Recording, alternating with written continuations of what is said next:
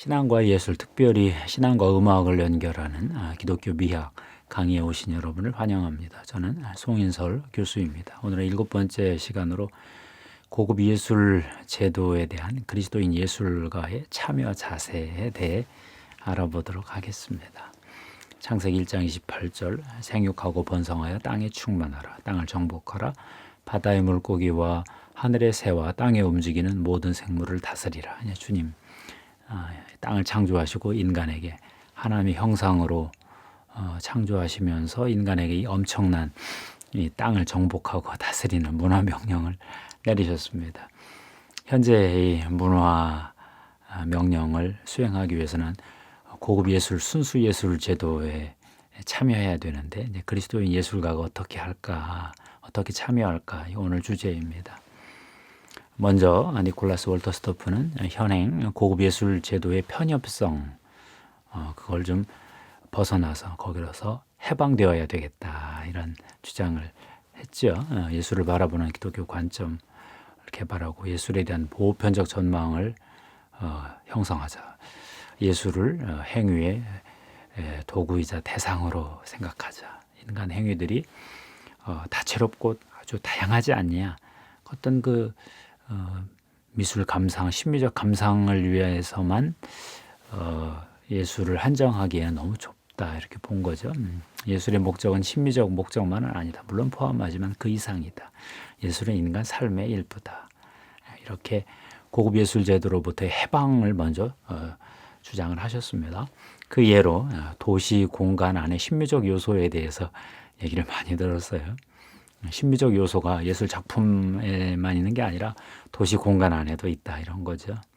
건축가들은 빌딩을 조각처럼 생각을 해서 도시 전체를 조각 전시장으로 본다는 것입니다.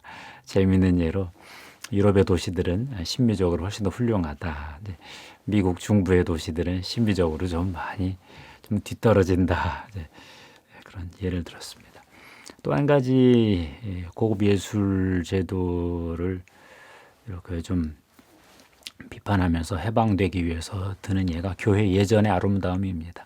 교회 예전은 하나님께 예배드리는 목적으로 여러 가지 이제 예술을 쓰지요.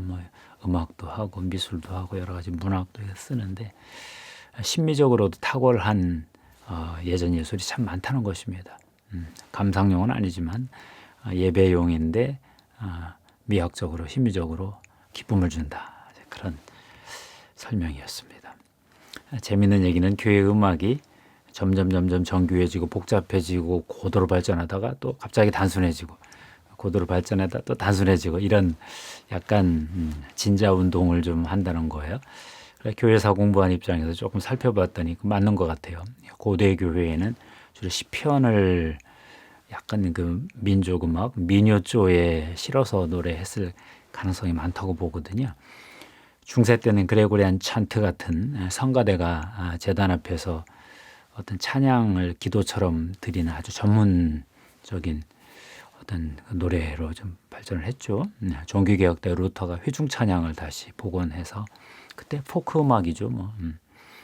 그랬더니 점점 개신교 음악도 정교해지면서 세바스찬 바하에 이르면 이제 클래식 음악 같이 가는 거죠. 시작하면서 영미 복음주의 부흥운동 때 어떤 막 부흥회하면서 회중 찬양을 많이 불렀고 포크 뮤직이었고 19세 후반의 복음주의 교회들도 이제 딱 예술적으로 수준 높은 성가대, 찬양대, 합창단을 갖췄습니다. 그러다가 1990년대 찬양과 경배 운동이 벌어지면서 컨템퍼러리 뮤직, 실용 음악이 또 예배 음악으로 들어오고 예배 음악이 참 재미있는 것 같아요. 단순했다가 정교해졌다가 다시 그냥 막 대중적이었다가 굉장히 고급으로 갔다가 다시 또 실용 음악으로 왔다 갔다 이런 어떤 그런 진자 운동이 있다 이렇게 생각해 보았습니다.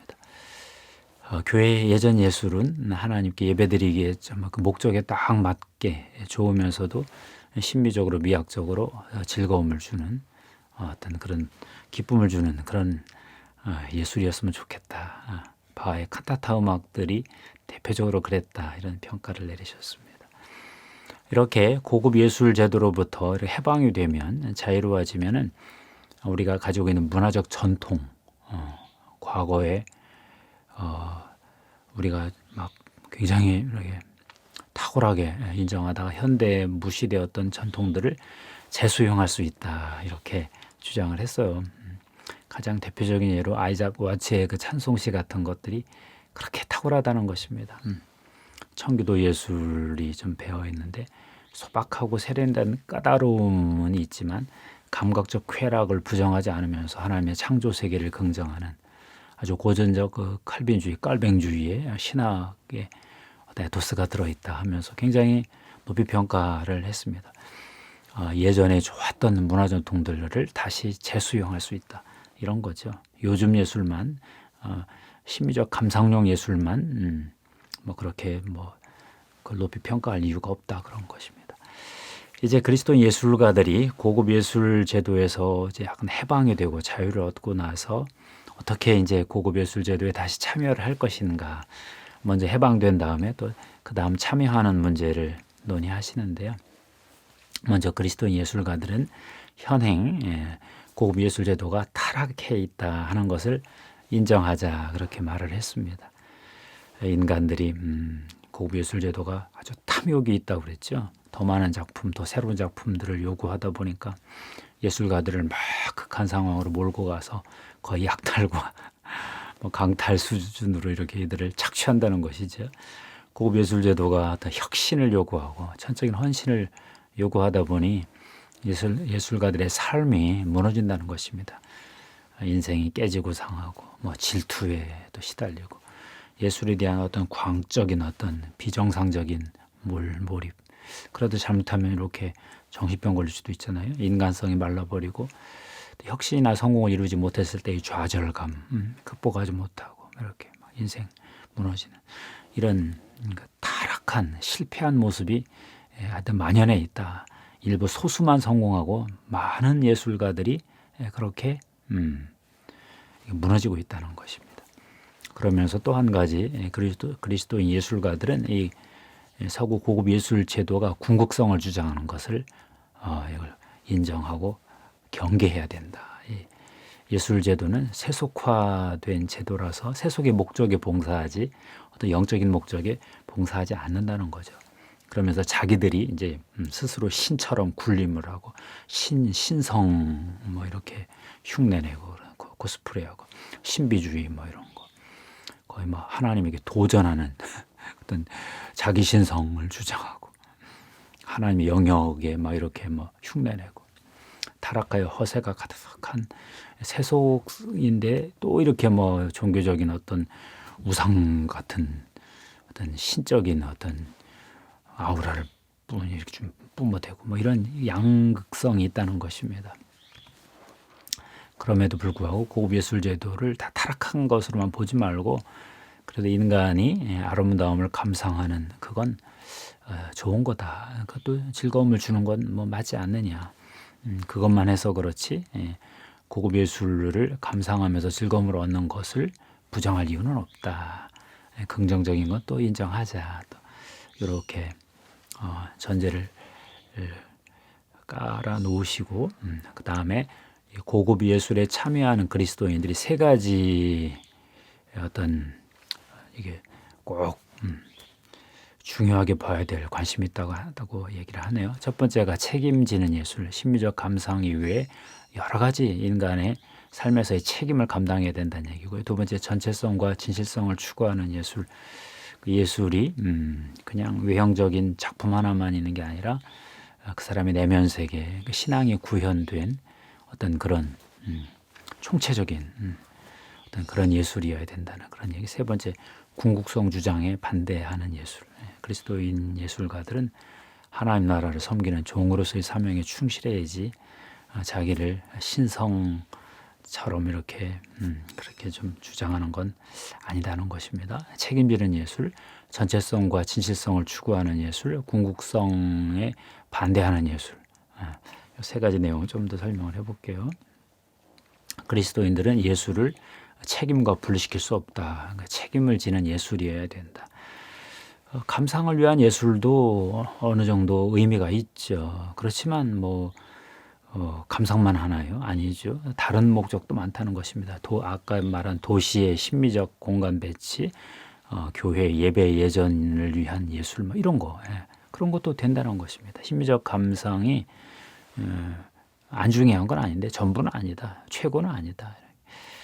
또 그리스도인 예술가는 이런 고급 예술, 순수 예술에만 기여할 게 아니라 민속 예술, 종족 예술이나 대중 예술에서도 자기가 기여할 수 있는 가능성을 또 좀 모색해보고 우선순위를 저울질해 봐야 되겠다.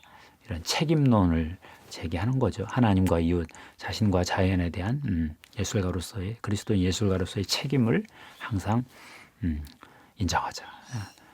어떤 인간의 필요, 인간의 어떤 샬롬을 향한 어떤 기여, 이런 그거에 그 역할을 감당하자, 이런 뜻입니다. 두 번째가 전체성과 진실성을 추구하는 예술인데요. 그리스도인 예술가들은 삶에서 온전함, 홀리스, 인테그리티를 성취하자는 건데요.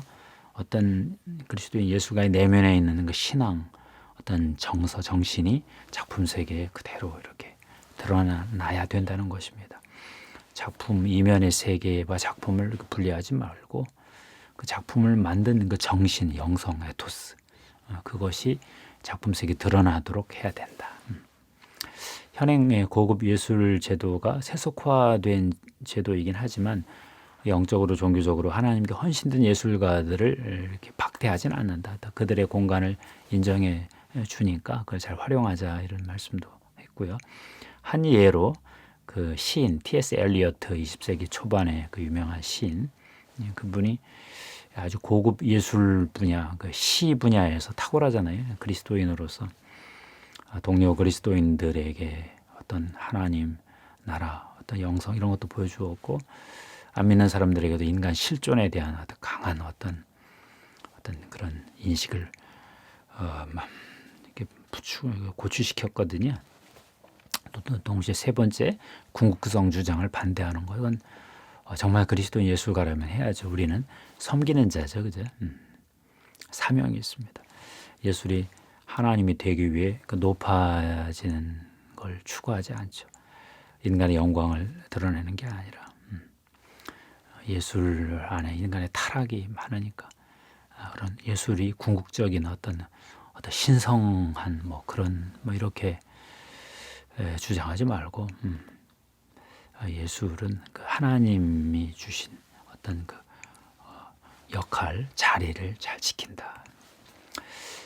그리스도인 예술가의 이제 사명, 이제 교회 안에서도 일하고 교회 밖에서도 일하는데 결국 하나님 나라 그 샬롬의 하나님이 세계 창조 세계 인간의 어떤 하나님 나라의 삶, 샬롬의 어떤 문화를 일구어내는 일에 책임지고 이제 나서는 것입니다. 하나님의 피조물로서 문화명령, 창조명령 수행하고요.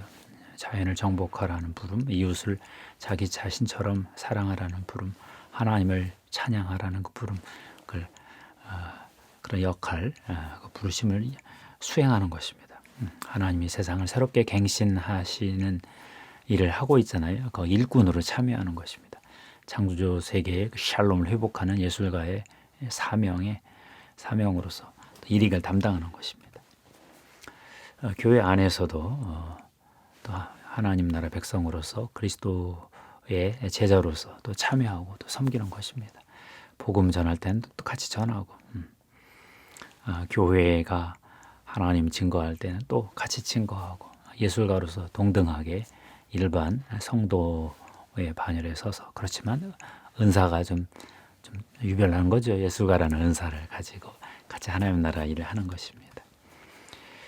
재미있는 건 월터 스토퍼가 민족 예술, 종족 예술의 가치를 굉장히 높여요. 이 민속 종족 예술이라는 게 전문가와 대중이 같이 참여한다는 그런 개념이죠. 고급 예술 종사자들은 엘리트들이죠. 다음 인간 종족은 보통 전체 전부 인간 둘 사이에 아주 무관심이 있고 간격이 너무 크다 그러면서 요즘은 고급 예술 종사자들만 예술가 높이 추앙을 받는데 월터 스토퍼가 보기에는 종족 예술, 민속 예술, 모든 사람이 함께 참여하는 그 예술은 가장 심오한 수준의 예술이었다. 모든 사람을 만족시키는 거예요. 전문가와 일반 대중을 같이 참여하는 그런 예술이었기 때문에 심오했다 이렇게 보고요. 우리 선조들이 그 종족 예술, 민속 예술로 굉장히 차원 높은 예술을 구가했었는데 요즘은 그걸 못 하는데 우리가 다시 해보겠으면 좋겠다 이런 소망을 좀 피력을 했습니다. 과거처럼 심오함과 상상력을 가진 종족 전체, 주민 전체, 지역 사회 전체의 예술을 회복하기는 좀 힘든 건 사실이다 인정을 했어요. 그렇지만 고급 예술 제도에 깊이 뿌리 박혀 있는 어떤 가정, 어떤 그 전문적인 감각적 감상, 지적 가치 있는 심미적 감상이 예술품이라고 하는 엘리트주의 예술관, 이건 그리스도인 예술가라면 거부하자. 설령 내가 엘리트라고 할지라도 그리스도인들의 공동체 안에서, 교회 예전 안에서 하나님께 더 큰 영광을 돌리기 위한 어떤 이런 종족 예술, 민속 예술 이런 걸 통해서 하나님께 영광을 돌렸으면 좋겠다. 이런 그런 소망을 많이 표현하시네요. 그러면서 인상적이었던 건 그 노래와 이미지가 가득한 새 하늘과 새 땅, 하나님 나라를 상상하는 장면. 예술이 어떤 새 하늘과 새 땅에서 엄청난 포션으로 참여하면서 하나님을 영화롭게 하고 하나님 나라의 백성들을 아주 그냥 그들에게 큰 즐거움을 준다. 그런 미래 소망이죠. 오늘은 고급 예술 제도에 대해 그리스도인 예술가들이 그 참여하는 자세에 대해서 살펴봤습니다. 먼저 심미적 감상에 매달리는 고급 예술 제도 엘리트주의에서 해방되자 이런 주장이 있었죠. 도시 공간이나 교회 예배 예전 같은 일상의 삶에서도 심미적 요소, 예술의 그런 심미적 탁월함을 우리가 발견할 수 있고 또 그래야 된다. 타락한 고급 예술 제도를 인정을 하고 거기에 참여할 때 그리스도인 예술가가 세 가지 중요한 점을 짚어야 된다고 그랬는데요. 첫째가 책임지는 예술, 심미적 감상 이외에도 여러 가지 우리가 예술로서 수행해야 될 책임이 있다. 그걸 감당하자. 두 번째, 전체성과 진실성을 추구하는 예술. 작품을 그냥 독립적으로 바깥에 딱 두는 게 아니라 그 작품을 형성한 어떤 작가의 에토스, 어떤 정신 영성 이런 것들이 그대로 구현된 그걸 중요시 여기자. 세 번째, 예술을 궁극적 어떤 목적으로 주장하지 말고 종으로서 사명으로 대하자. 그리스도 예술가가 하나님의 세상을 샬롬의 세계로 새롭게 갱신할 때 같이 참여하는 그 사명을 꼭 좀 이루어드리자. 그렇게 말씀했습니다. 노래와 이미지가 가득한 하나님 나라 새 하늘과 새 땅에 대한 상상은 정말 저에게 좋았습니다. 감사합니다. 하나님께 영광 돌립니다. 다음 주부터는 해럴드 베스트 교수의 신앙의 눈으로 보는 음악이라는 이 책 요약을 해가면서 또 우리들에게 중요한 부분들도 체크해 보도록 하겠습니다. 감사합니다. 하나님께 영광 돌립니다.